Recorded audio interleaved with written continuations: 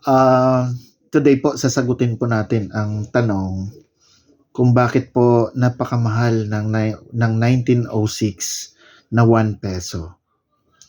Ang nakikita niyo po sa video ay ang sample lang po ng 1906 pero hindi po ito ₱1.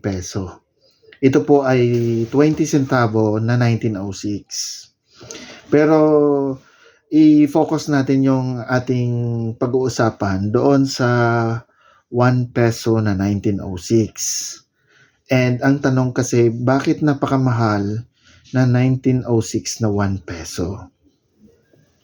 So, ito po yung kwento kung bakit po napakamahal ng 1906 na ₱1.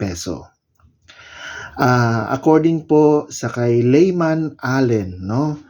Isa po siyang writer na naging author ng US Philippine Coins.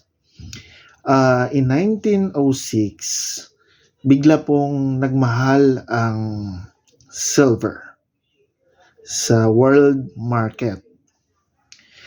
So, ang ginawa ng US government, nag-order sila na i-recall or i-regather ang lahat ng silver coins na in-issue dito sa Philippines, no?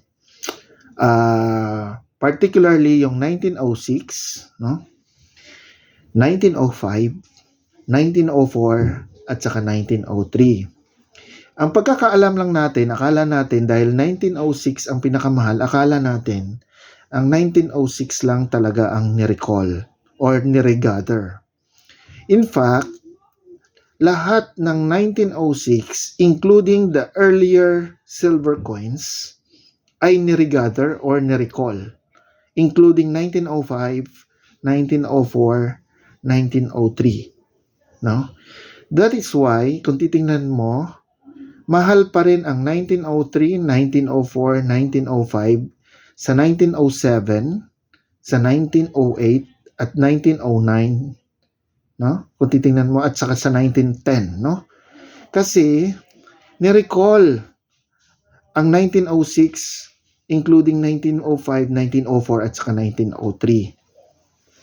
So, ni-recall sila, they were exported back to the US, destroyed for recoinage. So, pag sinabi natin recoinage, ginawa ulit ng coins. Now, ang nangyari, so, ginawa silang, nagpalabas ang US government ng 1907 na coin na ₱1. By that time, mas maliit at mas magaan. No? So, kung titingnan mo, ang 1906, ang 1905, 1903, at saka 1904, ang weight nun ay nasa 29 grams. Noong pagka 1907, ang ginawa ng US government, ang ginawa nila ay 1907 na 20 grams lang. So, binabaan na nila by around 10 grams kasi nagmahal na nga ang silver. Tapos, anong ginawa pa nila? Binabaan pa nila ang content ng 1907. Ginawa nilang 80% na lang na silver. Ang 1906 ay 90% silver. So, binabaan nila ng by around 10%. So, 80% na lang ang silver content ng sumunod na mga silver coins. Particularly yung sumunod na year na 1907. Now, ang nangyari doon, bakit ang tanong kasi, pareho naman ni-recall ang 1903, 1904, 1905, 1906. Kung pareho naman pala ni-recall yung mga coins na yun, bakit 1906 talaga ang mahal kumpara sa 1905, 1904, at 1903? Ganito po ang explanation dyan.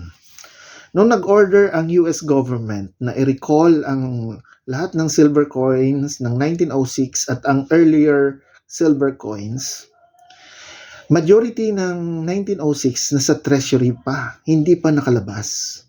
In fact, ang nakalabas lang daw, allegedly around 250 pieces lang ang nakalabas. nung nag-order ang US government na i-recall ang lahat ng silver coin noong 1906, including the earlier issues. So, napuruhan talaga ang 1906 kasi nasa treasury pa talaga ang coins na yun. Hindi pa talaga nakalabas. Almost 250 pieces lang ang nakalabas bago nag-issue ang US government for the recall. Now, ang 1905, kaya medyo mahal din ang 1905 kasi malamang mayroon pa natira sa treasury no na hindi rin nakalabas. Kaya napansin ninyo, ang 1905 medyo mas mahal ng konti kaysa 1904. Kasi at that time, konti na lang siguro talaga ang 1904 na nasa treasury, and ang karamihan ng 1904 nakalabas na rin. And kung mapansin ninyo, mas mahal ng konti ang 1904 kumpara sa 1903. Kasi halos wala na siguro talagang 1903 na natira sa treasury nung time na yon. So nung niregather or nung nirecall, wala na, nakakalat na talaga ang 1903 ng todo, no? Nakakalat na rin ang 1904. Tapos maybe around more than ng 1905, more than 50% ng 1905 nakakalat na rin sa circulation bago nag-order ang US government. Kaya ang 1906 talaga ang mahal kasi 250 pieces lang ang nakalabas nun. So tingin ko yun ang explanation kung bakit 1906 talaga ang pinakamahal. No? Ang sunod ay 1905, ang sunod ay 1904, at ang pang-fourth na pinakamahal dyan ang 1903. Kasi nga, ang 1903, earlier version siya, earlier issue siya, so masyado siya nakakalat. No? So, yun ang nangyari kung bakit tingin namin ay napakamahal ng na 1906 na 1 peso, no? So sa mga hindi nakapag-subscribe, nakapag-follow, no? Please follow my Facebook para sa mga susunod na mga videos ay ma-update kayo, no? Sa mga hindi pa alam, no, kung paano naging mahal ang 1906, no. Yun po ang brief history nun, no. So maraming salamat po. Thank you.